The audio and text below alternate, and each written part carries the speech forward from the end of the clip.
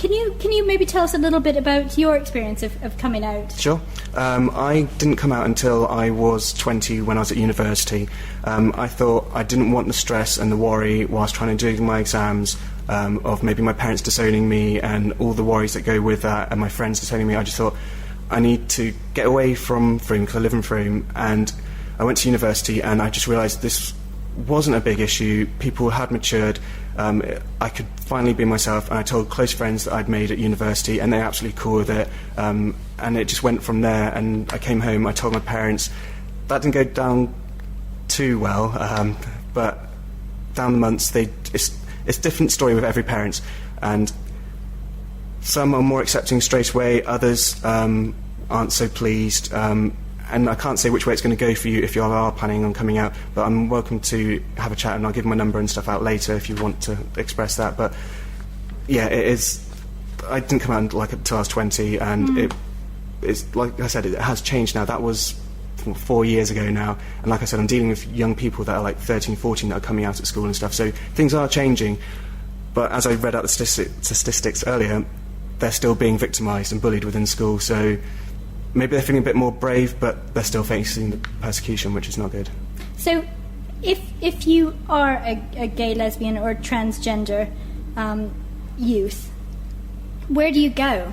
And what do you do? What's the process? First of all, once you've kind of accepted it within yourself, which I should imagine isn't particularly easy. No, it's one of the hugest tasks. Once you've acknowledged that, it is a huge statement when you first say it within your head, or when you say it out loud for the first time. I am gay, I am bisexual, I am transgender, I'm curious. It's a huge step to take, and people that are heterosexual, they don't realise. They really don't realise and grasp the magnitude of it. And then the next stage of just like maybe telling one friend that you believe and trust and that hopefully can keep it secret. The weight off your shoulder is immense, like you wouldn't believe. And then just taking baby small steps, and then maybe perhaps if you feel confident about telling your parents, then take that route.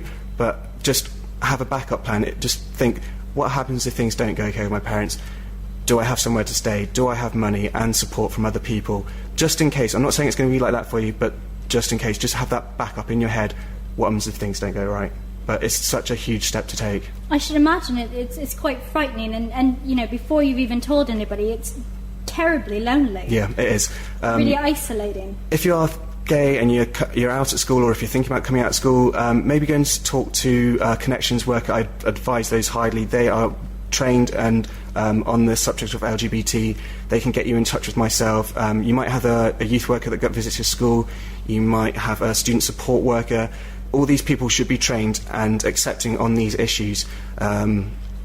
Or else you can get in contact with myself, and I can tell you about the youth groups that are throughout Somerset, which I'm sure we're going to talk about later. You could phone maybe the National Gay and Lesbian Switchboard. The best thing to do, I would say, is to go on the internet and just type in gay support groups, gay health, or gay Somerset, and things like that, and just see what you come up with. And there's quite an extensive list. And what's your contact? Let's just get that out there, and we'll continue chatting a little bit about it. So if you could just tell the listeners. Well, like I said, I work for Somerset Gay Health, and we do have a website, which is www.somersetgayhealth.com, and there is on the top a youth banner. If you click on that, it'll take you to my page where you can write in and email me any of your questions and queries, and I'll be happy to get back to you on that. If you want to contact me on my direct landline in the office, it's 01823 320012, and I'll feel free to have a chat with you on that if you want as well. Fantastic. Now, another misconception is that if you're lesbian, you're butch, and if you're a gay man, you love pink, and you're really sort of flamboyantly out there. And can you just discuss a little bit about those stereotypes? Unfortunately, there are those stereotypes, and yes, some of them are true, some of them aren't, but it's just, stereotypes are the battle that we face, and I think a lot of it has to do with the media and the way certain characters are portrayed on the soaps and stuff. I don't know if anyone's watching Hollyoaks at the moment, but they're doing a really great storyline on this lad that is not... It's great, isn't it? He's not flamboyant, he's just one of the lads, he's into sports, he's into DJing, he's not, how's your mother, or anything like that. He's not flapping his arms, he's completely down-to-earth, regular lad, and it's images like that are brilliant, and they're doing great deal of help for the LGBT community, but it's just other certain programs that I won't name that aren't helping so much. And again, just people's perceptions of these stereotypes, again, they need to be challenged, and not everyone's like that. No, just interestingly, leading on from what you were saying, what's your opinion of the way that gay is portrayed on Little Britain?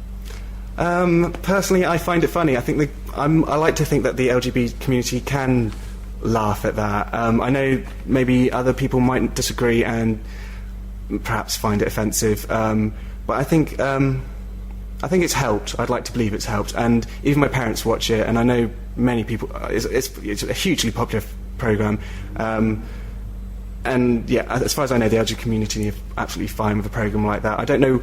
It's not immensely poking fun at that, like I'm the only gay in the village and stuff, but it's just funny. It's not to be taken too seriously. I was going to say, you'll have to forgive me for asking, are you the only gay in the village?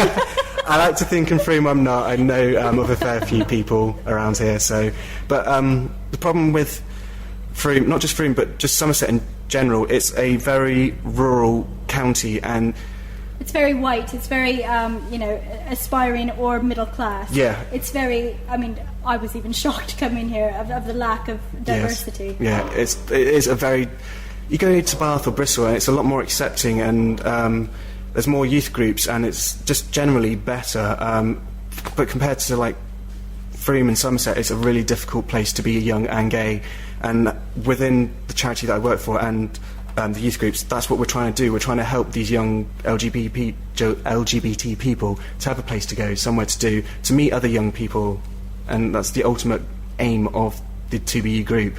Well, as you said, as both of us said, the idea of being gay is quite gay or lesbian or transgender is quite lonely until you actually resolve it in yourself and actually start discussing it. Yeah. And it is a big issue, and that's why I did want to talk about it on the community radio, because I don't think it's spoken about enough, and it seems to be quite hush at times. Yeah. And if we don't say anything, it'll go away, and Exactly. it's not going to go away, No. because you've just said, it's not a choice. You wouldn't choose to live your life like that. It's not the easy option. No, exactly. And it's also not an attention-seeking thing, which people have misconstrued it as as well. Definitely, Yeah. Right. Is there anything else that you want to say to the community or to students who are maybe battling with their sexuality? Oh, we wanted to talk about sex, didn't we? Did we? Yeah. Well, I say. If we think about sort of gay and lesbian sex, are there other precautions that need to be taken, because that's really important? Well, again, going back to the whole schools and colleges things, sex education is so little done. Even on just a heterosexual front, Absolutely, I was shocked. I had it once in year 9, and that was it. We're talking about sex education. Yes, sex education in year 9, and that's the only time it was touched upon. And if you didn't know it, then you've got to talk to your mates, or if you're lucky, talk to your parents if they're open about it. And even worse, surprise, surprise, homosexual sex is not even. Well, it was never touched upon where I went to. Some colleges might be a bit better, but sex ed is very poor, of a poor standard, and it needs. And the thing is, if you go out and get an STI, who are you going to blame? Yes, most of the responsibility is on yourself, but if you've not been educated on it, then if you haven't known about the right precautions, then ultimately education's got a big thing to answer for at the same time. And that's a great thing about the youth clubs. We do informal education, the stuff that you don't get taught within schools and colleges. We look at STIs, we look at condom use, HIV prevention, and not just sex health. We look at drug use, eating disorders, everything else that you do in a youth group, but also stuff that just doesn't get covered in colleges and stuff. And it's just a great place to meet other young people that are going through the same issues. And as much as I can talk about and trying to help you with your issues, meeting other people that are going through the same sort of things is the most important thing. Absolutely.